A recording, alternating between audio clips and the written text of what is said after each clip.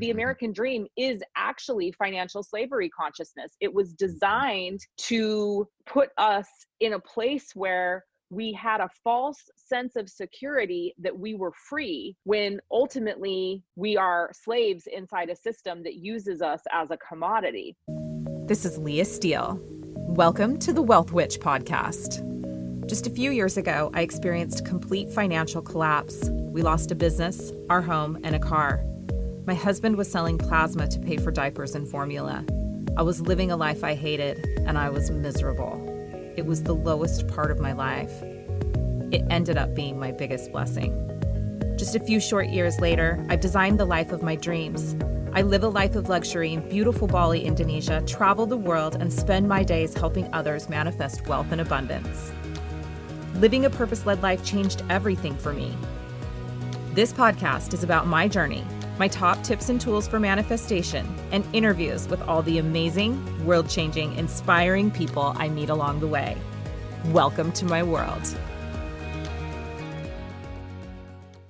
Hello, and welcome to another episode of the Wealth Witch podcast. I am your host, Leah Steele, and I am here super excited about this interview. This is actually take two of this interview. We had some Zoom shenanigans with the last interview, so I'm super happy to be back with Grant LaCorte, who is just this epic human being, and I'm so excited to share him and his vision with you today. Grant is just this phenomenal human being that helps people create online courses, but not just any people. He helps people create online courses who are here to transform the collective, like that are on a mission to transform the lives of the collective. So welcome, Grant. I'm so glad to have you here again.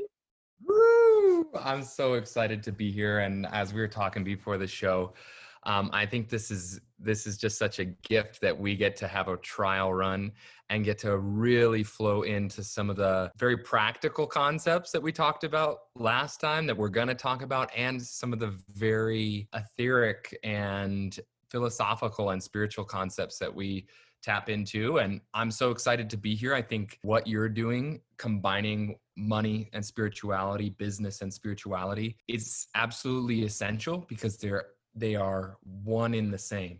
And so I'm really excited to talk about that. Amazing. So I'm laughing because I think actually we recorded the initial episode at the very beginning of Mercury retrograde. And so I'm not surprised that it went all haywire and we didn't get the recording. So we are out of Mercury retrograde now, which means are we out? Should go. Yeah, we're out. Okay. We're in the post-shadow period, which is great. Okay. So, I'd love for you to introduce yourself, but I think I'd love for you to do it while touching on something that when we had our initial chat about doing this podcast, we talked about that I thought was so powerful. And it was you talking to me and discussing this concept of this online education revolution that we are entering into. And I think it's so much a part of like your purpose work and what you're here to do on this planet. So I'd love for you to riff a little bit on that while introducing yourself to my audience. Yeah, well, we'll just start there because we're in the present moment right now. So what I'm doing, as you said in my intro, is that I'm specifically seeking out people who are change makers, people who are consciousness elevators, to give them my knowledge and experience of how to design a fully enrolled, fully profitable online program by extracting their unique brilliance. They don't have to change who they are. They just need to amplify it and then putting it in a way that can be found in the marketplace. Because don't get me wrong, it's an amazing thing to be a beautifully awoken human being. And it's another beautiful thing to create a powerful transformational product, course, experience, program for people. And then it's another thing to get that found. We have to play the game to be able to get inside of it and then blow it up with this just infinite light and life force that my creators, the people I'm working with, have and are giving out into the world. So that's what we're doing. We'll definitely talk more about that. And I'll just rewind to my story because everybody loves a good story. But anyways, I graduated college during the recession, had a lot of pressure from friends and family to go get a real job, quote unquote, and ended up working for basically a government agency. I worked for the Federal Reserve Bank of San Francisco. I'll just be completely transparent because that's fun. And I worked there for 4 years, and it was this amazing and torturous experience because I learned so much, and the people were very kind, and the people I worked with were really, really good people. But working in this, I'm going to say some probably dramatic language. I'm a dramatic guy, whatever. Working in this slog. Drama is always welcome on this podcast. A little taste. The more dramatic, the better. Yeah, just a little taste. I mean, we're storytelling right now. Anyways, working in this slog for 4 years. And I credit that for being this compression chamber where every year I was there, and I was literally in a cubicle. So I was living that American dream. And cubicle just crushing, confining until the breaking point in which I quit, went to Burning Man, moved to India, went through 2 yoga trainings, then became a real estate agent, then became a house flipper, then became a website designer, then became an avocado farmer, then became a retreat host, then became a cooking class instructor, and went on this wild entrepreneurial and spiritual journey. That's why I say in the beginning, they're so connected because it's all about purpose and service. And from there, found where I am now. And it was an incredible journey. And one of my biggest things that I tell people is go and try 1,000 things before you decide what your life path is, or don't even decide it. Be flexible. And the reason that Education Revolution comes into this is because at each step, I was educating myself. And I realized that was a rush that I loved. I loved learning new things. And I loved getting to a place where I was a professional. I could teach people about it. And so that's how I decided, oh my God, I need to figure out a way that I can teach people how to just be themselves and make a ton of money doing it. And that's where we are today.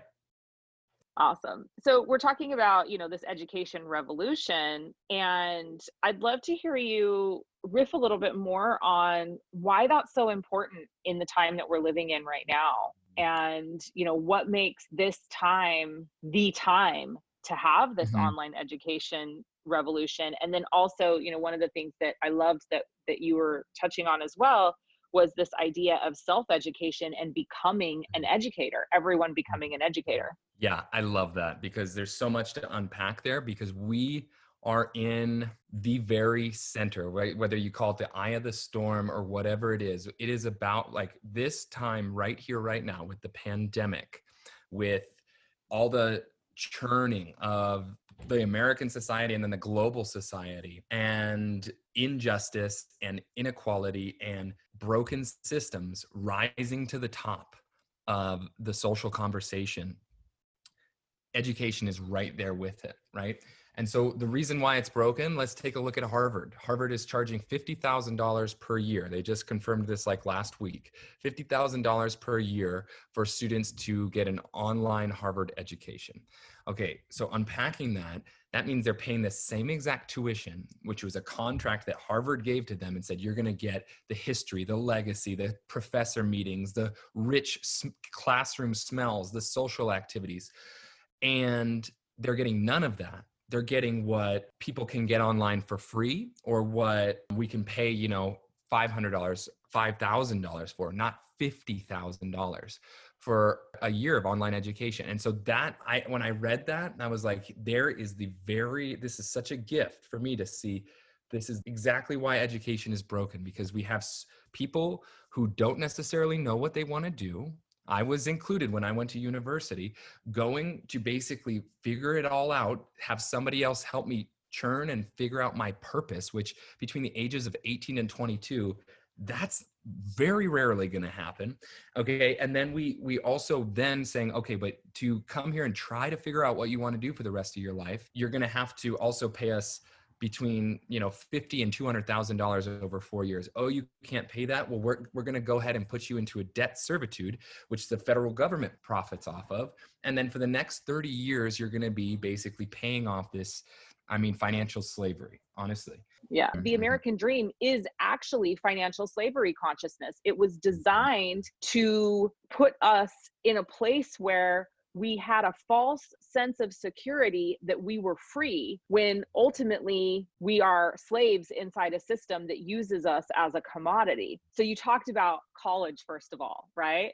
So this idea of, in order to live the American dream, you have to go to college. Oh, you can't afford college? That's okay. You can get a student loan where you'll then pay interest Mhm. to the bank on that student loan.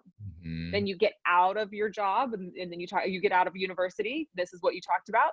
Then you go into a job that's not that satisfying, but you're going there so that you can have the American dream, so that you can Mhm. earn money, so that you can buy a house, so that you Mhm. can pay more interest to the bank, so that you can buy a nice car, so that you can pay more interest to the bank. So I'd love for you to just riff on that, because this idea of, debt servitude and Yeah. financial slavery consciousness is one of the main Mhm. topics that I talk about on this podcast, first of all. Mhm. But I I love think it's so important for people to really understand America Mhm. is not free. Mhm. The Mhm. American dream is not a dream, it's a Mhm. program. Yeah, so there's a lot to unpack there for sure. And the one thing that I do want to say right at the offset is that the standard American ideal of how to get ahead was established post-war, post World War II, and it has not evolved. So that's what we're dealing with right now. A thing that what worked during Reconstruction in the 40s and the 50s, and now we're 70 years later and we're still revolving around this same concept. And so what happened was it was antiquated. It is antiquated. It's out of date, but it's being utilized by the old regime to maintain the power that they gained in the 40s, 50s, 60s, 70s, right? Old family wealth kind of vibes. And it's not all passed down trust funds, but it's people who established the game then and the rules haven't changed. Well, we're changing the rules now. So talking about the servitude concept, yes, the entire debt servitude, if you look into that, you do a little digging, you're going to see that the debt system in the United States, just from everything you said, from school, student loan debt, into career, into mortgage, it's just this like, okay, you have this cookie cutter pathway lifestyle of servitude. And the other aspect that I want to bring in there is that if you don't have the money to go to college, if you don't have the ability or you choose not to play the debt game, the only real strong right now, well, here comes online education, but we're not there yet. The only other upward mobility system that is then offered alongside the debt servitude is the military.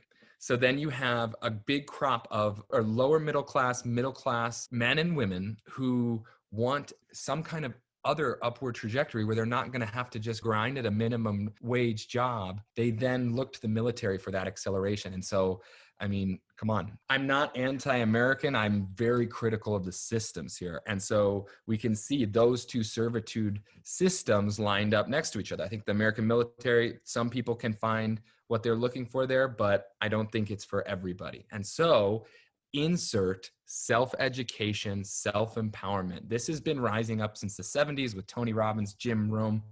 There's tons of teachers, but it's becoming such a bright light. It's starting to rise up and compete with the other traditional routes to wealth, health, status, recognition, impact.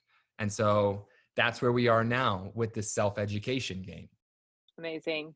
So we talked a lot about building a revolution within Mhm. their system. And when we say they, what we're referring to is there are a very, very small number of people that are controlling all of the wealth of this planet. And as a Mhm. result, controlling all the beings of this planet. And so Mhm. one of the things that I think both you and I are passionate about is this idea of building a revolution within their system, but doing it in a way that it's positive and playful instead Mhm. of, Mhm. going to battle or going to war. So when we talk about this idea of Mhm. playing their game with Mhm. our rules, you, in the last recorded episode that went somewhere out into the ether, you were talking about modes of control, and you Mhm. touched on three things that were modes of control for the powers that be, the global financial elite, whatever you want to call them. And that was Mhm. student debt, assimilation, and Mm-hmm. controlling what you consume essentially, or what comes in and out of your holes, you said. So I'd love for you to riff on this because I felt like it was such a powerful Yeah, that's a section good and one. segment of the last episode we recorded. So what we're talking about here is sovereignty. That's the buzzword that what we're referring to. And I learned this in a yoga teacher training, but this concept of being whole, WHOLE, and being fully aware and being disciplined of what enters and leaves your body. And so what does that mean? So every place where sensory stimuli can come into your body, your ears, your eyes, your mouth, your genitals, everything that can cause the flow of energy through your body, and fluids and solids and everything, right? What does that mean? So being aware of what you eat, whole foods, organic foods, a balanced diet, being aware of when you eat, being aware of how your relationship is with food. So that's just one aspect. Breathing, oh my God, the most important aspect. In the hierarchy of needs, we need light to actually exist, then we go breath, right? So many of us are breathing just through our mouths, and that alone causes a whole list of issues in terms of mental health and full body health. So being aware of just nose breathing, and then utilizing some practices of breath work there's this really amazing thing when you do prolonged breath work, your heart can create a resonance with the fluid in your brain, which creates a donut shaped field around your body, and it projects out. There's a new study that says I think the CIA just declassified this study from the 70s. It says this toric field, which emanates from the resonance between your head and your heart, can go out like 40,000 kilometers or something like that, which is the width of the earth. So the power that you have just with your breath, oh my God. And then what you're seeing on television, what you're seeing in ads, what you're watching on social media, what you're listening to, podcasts, music, lyrics, all of these things are influencing our unconscious mind, which is what motivates our behavior. And if we can then be super aware and program our unconscious mind, that means it's not being programmed for us. And that means unconsciously, we're not being directed. Our behavior is not being directed in one direction or another. And we full circle back to sovereignty of our being. And then we get to make the choices. And that's called liberation, baby. Yeah. So I want to clarify something that you were talking about. And that is that we are absolutely being programmed and controlled and conditioned through the media, through the entertainment that we consume, through the food that we consume, certainly through alcohol. And, I'm a person that is a huge believer in moderation, right? And I don't believe that we need to live in these places of extremes, but having an awareness of how we are controlled and manipulated by these things, exactly what you're talking about, what we're consuming, what we're putting into our body. It's really important to understand that these are being used as modes of control. And the more aware you are of that, the more you have choice in what you choose to consume. Mm-hmm. Yeah, I totally resonate with you on that. And I think the power of choice is just so important. And one thing I want to bring into that is that we were just so focused on the awareness of what can harm us. So that's half the coin. And that's the beautiful part. We all should be doing that shadow work because that's 50% of our existence. The other half, though, is light and playfulness. So when we can be aware of what we don't want to be programmed by and we don't want to be resonating with, we can then make the choice to go to the other side where it's playful and it's celebratory and it's ourselves and it's so vibrating and it's loving and it's sensual and it's whole, right? It's whole. And so that's the work, is deep diving and getting into that shadow, and both within ourselves and in our society, and going, that doesn't resonate. And then making the choice to then realize that this is all one beautiful, miraculous game that we get to play as human beings walking on earth right now. And that every opportunity that we have when we open our eyes in the morning is another day that we can really play and make our dreams come true. And I know that sounds cheesy, but if we decide it and we fully give everything that we have to that, and we have patience, it will all be there for us. Yeah, absolutely. So I'd say the second, well, we kind of already talked about the student debt and the servitude. So that was one mode of control. And now we've just touched on, controlling what comes in and out of your body. And I think the third thing that's important to talk about is this idea of assimilation. And for me, I think that this is the way that they are, it continues to probably be the biggest way that they condition us is by playing into our very, very tribal nature and getting us to assimilate. And I loved when we spoke on this last time, because we touched a little bit on crab bucket mentality and tall poppy syndrome. And so I've already talked a lot about assimilation, but one of the things that you and I talked about is how we break out of that. And the positive side of that is unleashing ourselves and owning our gifts. Yeah. So powerful to absolutely. Okay. There's a quote that's just burned in my head. I'm not even going to hesitate to say it. I was listening to Crosby, Stills and Nash. If you don't know him, folk 70s rock band. David Crosby famously said in the song, "Let your freak flag fly, baby." I love that phrase because it's just so true. When we stand in that power, like you said, when we stand in what we have to give and everything that we are, and we own every molecule in ourselves and just stand in it and vibrate that out, it is so threatening at first to the status quo, to the norms, and the haters come out of the woodwork. But then as the strength of that person stands in their light and shares everything that they are, that becomes the most attractive and magnetic thing. It's disruptive, and then it becomes absolutely magnetic. Okay, so there's the philosophy of it. But now what that looks like in the marketplace is getting deeply in touch with who we are so that we can extract the brilliant gifts that we've been born with, that we've learned from our role models and our families and our friends, and what talents and skills we're cultivating and that we're interested in. We don't have to do banking. We don't have to do finance. We don't have to do house cleaning. We don't have to do all these low-hanging fruits that tons of other people are doing, or that's going to make us a quick buck. We can be smart, and this is going to take some self-work. There's no doubt about it. Like, there's got to be some personal accountability to figure out who we are and what we can do, just on some level. I do this with all of my students. The first week we come in and I go, here's what we're going to do. We're going to chat for a second, and then you're going to list out every single possible thing you can do. And it can be from dribbling a basketball to mowing a lawn to doing quantum physics, whatever it is. List it out, and then we rank them. And then we take a look at this. We rank them great, good, average. Then we take a look at the great and the good, and we go, okay, there's something that you've already got that out of those talents right now. We narrow it down again, and then we research that in the market. And guess what? There is always options. There are so many people selling services of what you are good at. Whoever is listening right now, what you love, what you are good at, what you have been taught to do, what you can do, what you like to do. There are already people making a lot of money doing it. And we just need to open up to that. We need to realize that we have a ton of worth. And then if we're willing to over deliver, we're willing to give everything that we have with abundance, pouring out our cup, knowing that it will be filled back up. If we're willing to over deliver at every step and really commit to what we have right now, right here, what we love, that's how we get inside the game and we start to break it apart. And I find that teaching, like we said in the beginning, teaching what you love, getting even better, studying even more, and then teaching what you love.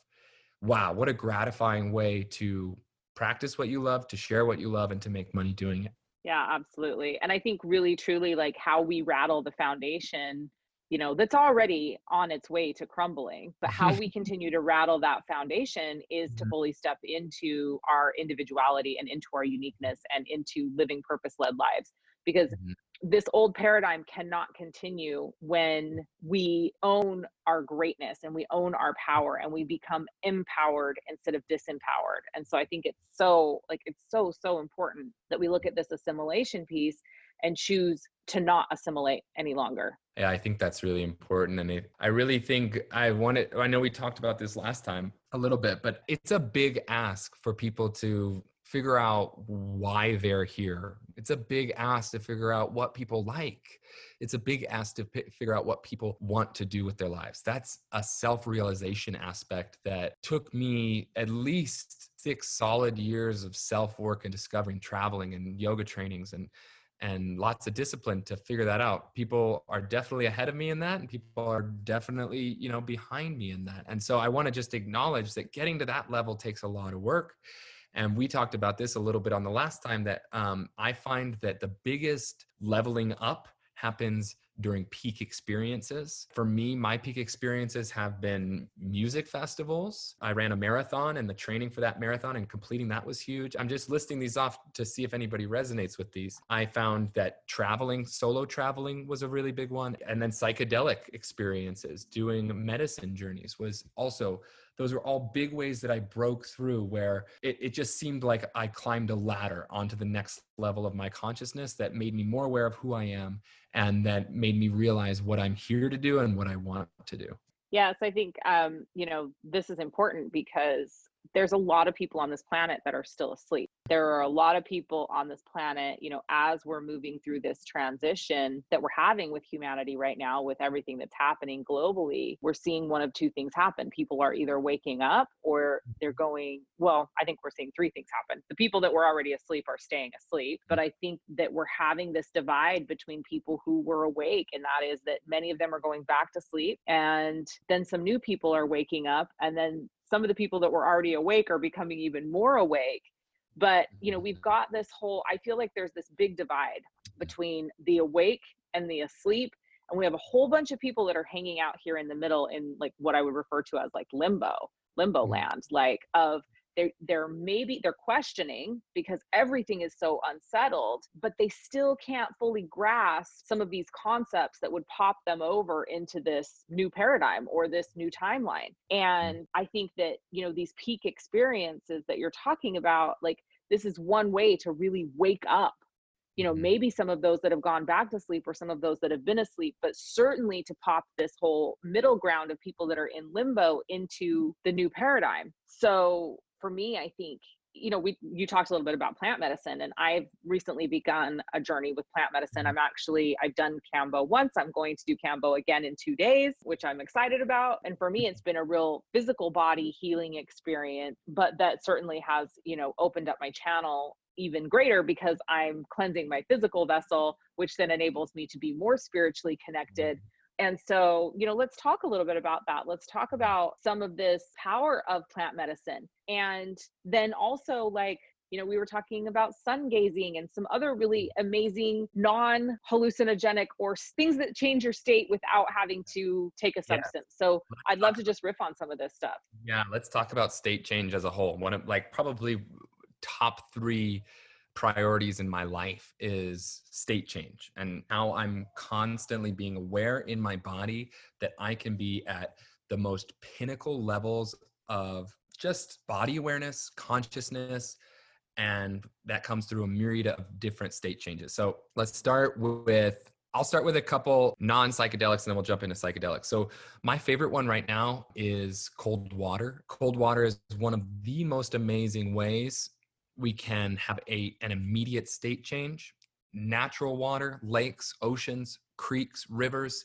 It's got, especially oceans, negative ions. It's like medicine. Water is medicine on planet Earth. It really is. I don't have the science, a hard science. I have the direct experience to say that. And it heals. It heals so deeply. And cold water especially, it opens up the capillaries in the body. You get a full blood flush throughout your system, and you get good brain chemistry that then flushes throughout the body. And it's an amazing way to just shift your state and get ready for the day, or whenever you want to do it. Number 2 that I love is breath work. I love Kriya breath work. That is basically intense breathing. We call it breath of fire or cannon fire breath for a short period of time, and then a relaxation moment, extended moment, so that you can integrate just a powerful shift in the body. And I use the Wim Hof method and holotropic I've done as well. All powerful. Breath work, huge, and it's going to be done every single day. And then exercises in there as well, lifting, running. I'm both passionate about playing games. I think that gets into flow state and can cause a really good shift change.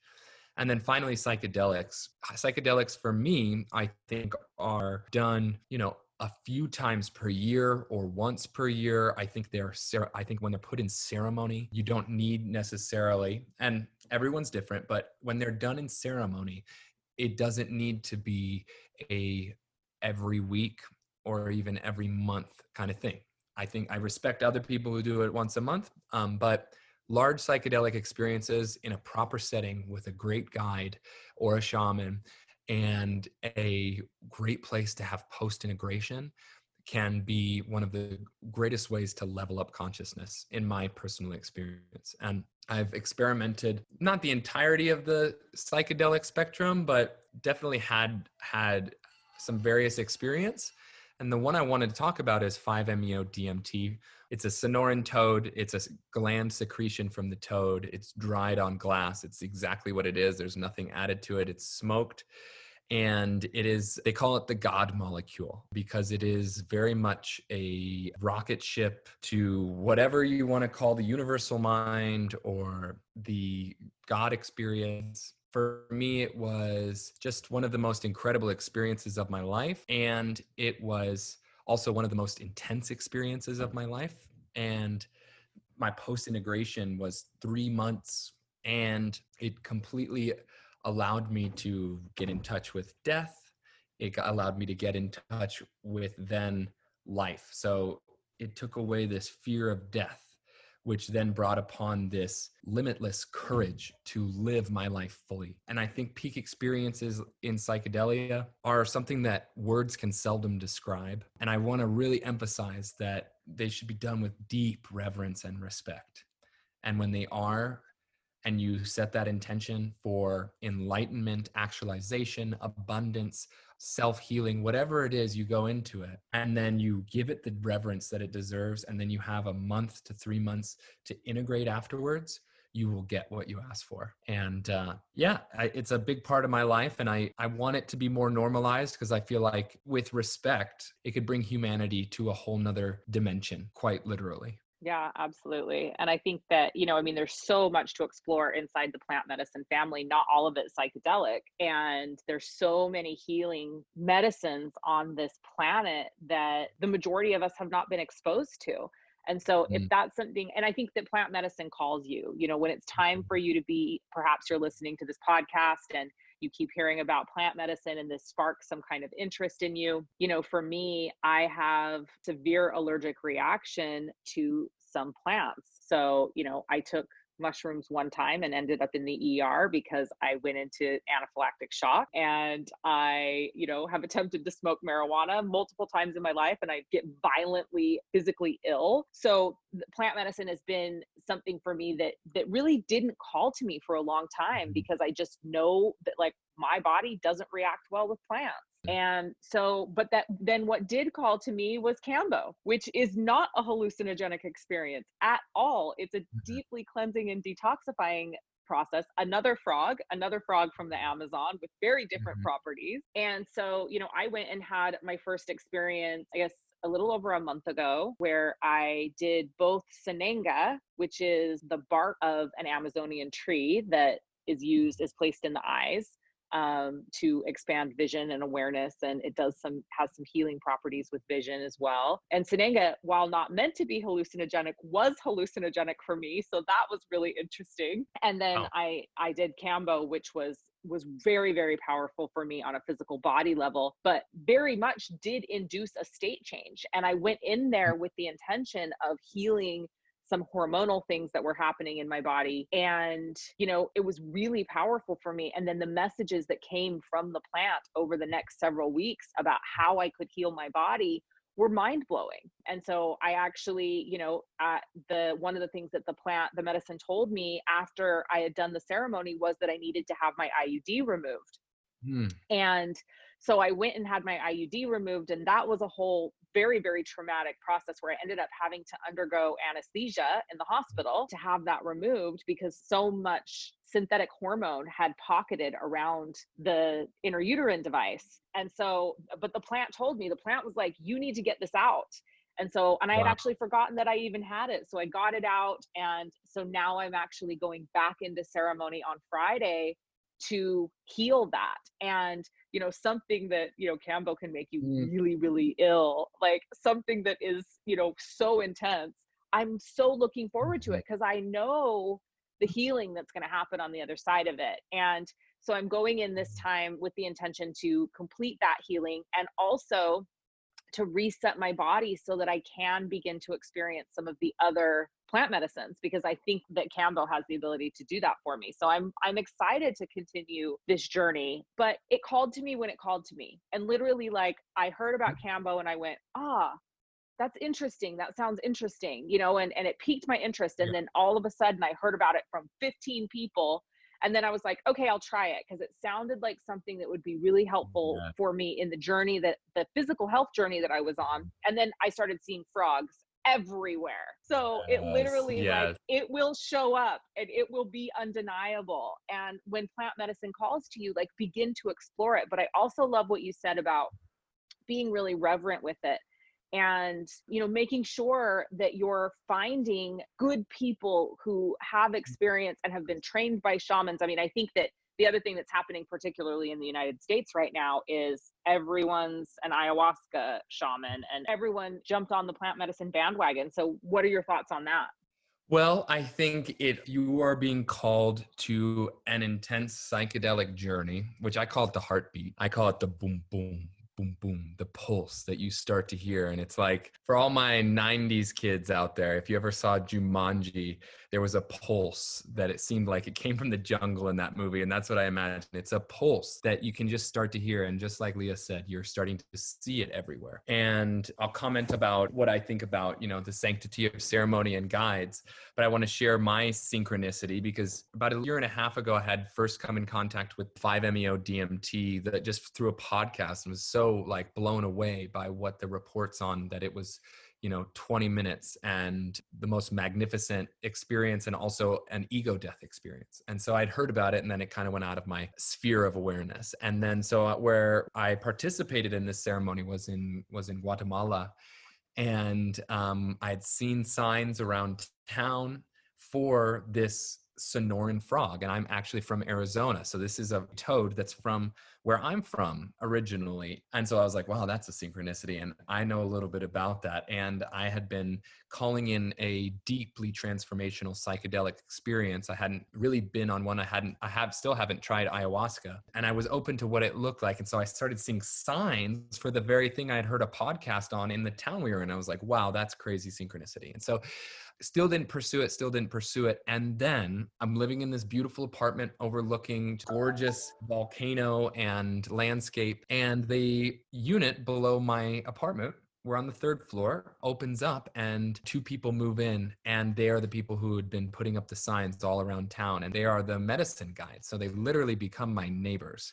And I didn't know that until I heard the drumming when they were holding a ceremony and the shakers and the chanting, and got to witness it from afar and was like, oh my God, it is literally coming to my doorstep. So that was when it was like a decision to be like, my heart and my soul are clearly welcoming this in. And so that's when I decided to take part in it. And so finding those signs, and I had been interested in a peak experience like ayahuasca or 5-MeO DMT for the past 3 years, but I kept waiting, maybe 2 years, 2.5. And I kept waiting, and I was like, when it's right, it will be right. And I think getting close to where the medicine comes from, I mean, literally geographically being close to where the medicine comes from is very important. I think experiencing the medicine with people who gather the medicine is incredibly important. These are just ideals. It doesn't have to be like this, but if you know somebody who is making the ayahuasca and it's close to South America, or they're sourcing roots and bark from, they're just putting the love and intention and they know how to do it. And they have been trained, and they pay respect to the ancestors, to the people who found this out, to our human ancestors who went, I think I should try lighting that on fire. I have the intuition to go up to that mushroom and eat it. Paying respect to those who found it and then made it sacred, and then setting the intention and then doing the post integration. That's how we level up to the quote unquote 5D. That's how we get to be the next generation of leaders of the world. I really believe it. It's like we break through in so many levels when we take the time to listen, do our research, and give deep respect to ourselves and ourselves with our plant guides.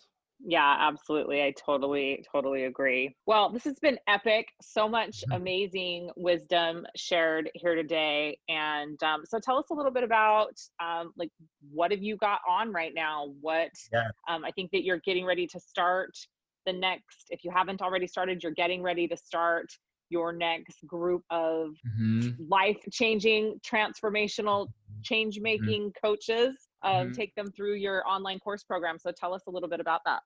Yes. So we're launching our next version of the course creators in August. We're looking at Lionsgate, that auspicious time, 8/8. But around the first to second week of August, we're going to be launching a 15 chapter program, and it is meant to be a absolute, some people call it a roadmap, I'd call it a treasure map, because you have 15 powerful transformational chapters that you as a change maker go through to extract your brilliance, to find a painful problem in society to solve with your brilliance.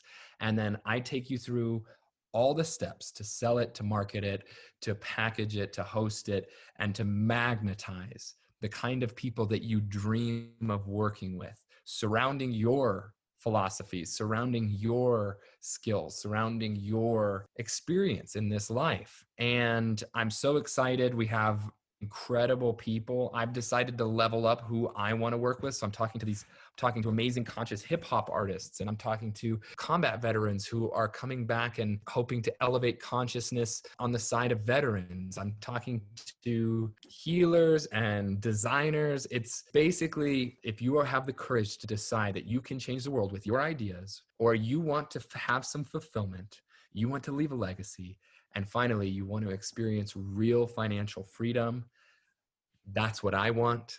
And that's what I've created for other people, so they can go through what took me a decade to go through it in 3 months and just come out the other side with a business and a purpose and a life of financial freedom. So yeah, you guys hit me up on Instagram or all the links, and I'm giving out free coaching calls to anybody who's interested, just to be like, hey, if you're serious about this, I'm serious. Let's start before you even pay. Like, I'm down to just give you guys my insights onto what I think you can create. So we'll Pitch. put all of the links and all of the contact information in the description of the podcast, where you Yeah. can follow Grant, where you can reach out to him, and then all the information on his new program that's coming up. And thank you so much for being here. Like, such an honor to have you on the show. Yeah. So Thank you, Leah. It's truly been such a pleasure. I'm glad we got to hang out twice. I look forward to when we get to hang out the next time, when the second episode, because this one's definitely recorded. And I'm just so grateful to be here, and I'm really grateful to see you rise up from here as well. So this is just the first or second time, but definitely not the last. yeah, absolutely. All right. Until next time, remember that it is your divine birthright to be wealthy in all areas of your life, and you're so worthy and you're so deserving. That's a wrap. Thank you for joining me. Remember, wealth is a mindset, and you absolutely deserve to live the life you deeply desire. And with belief and intention, you create your reality. Until next time, this is Leah Steele, the Wealth Witch.